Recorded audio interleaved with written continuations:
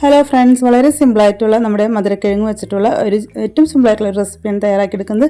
അപ്പോൾ ഒരുപാട് ആരോഗ്യ ഗുണങ്ങൾ അടങ്ങിയിട്ടുള്ള ഒന്നാണ് മധുരക്കിഴങ്ങ്. അപ്പോൾ ലേശം വെള്ളത്തിൽ ഉപ്പ് ഇട്ട് നല്ല പോലെ അത് പുഴുങ്ങാൻ വെച്ച് കൊടുത്തിട്ടുണ്ട്. അപ്പോൾ അത് പുഴുങ്ങി കഴിയുമ്പോൾ അതിൻ്റെ സ്കിന്നൊക്കെ നമുക്ക് വളരെ ഈസി ആയിട്ട് റിമൂവ് ചെയ്യാവുന്നതാണ്. അപ്പോൾ അത് നല്ലപോലെ വെന്ത് വരുന്നവരെ ഒന്ന് വെയിറ്റ് ചെയ്യാം. ആ സമയം അതിലോട്ട് നമുക്കൊരു ചമ്മന്തി തയ്യാറാക്കിയെടുക്കാം.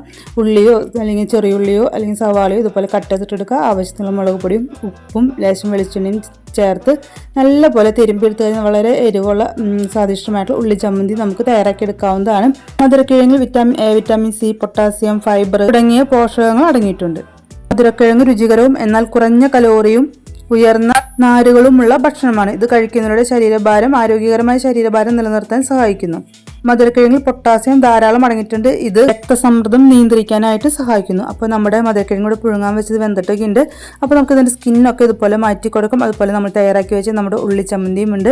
ഇതിൻ്റെ കൂടെ ഒരു കട്ടൻ ചായയും കൂടി ഉണ്ടെങ്കിൽ ഇതിൻ്റെ ഒരു കോംബോ നല്ല സെറ്റായിട്ടുണ്ട്. അപ്പോൾ ഇഷ്ടപ്പെട്ടെങ്കിൽ എല്ലാവരും ലൈക്ക് ചെയ്യുക, കമൻറ്റ് ചെയ്യുക, ഷെയർ ചെയ്യുക, സബ്സ്ക്രൈബ് ചെയ്യുക. അപ്പോൾ മധുരക്കിഴങ്ങ് കഴിക്കാത്തവരൊക്കെ കഴിക്കുക, നമ്മുടെ ആരോഗ്യം സംരക്ഷിക്കുക.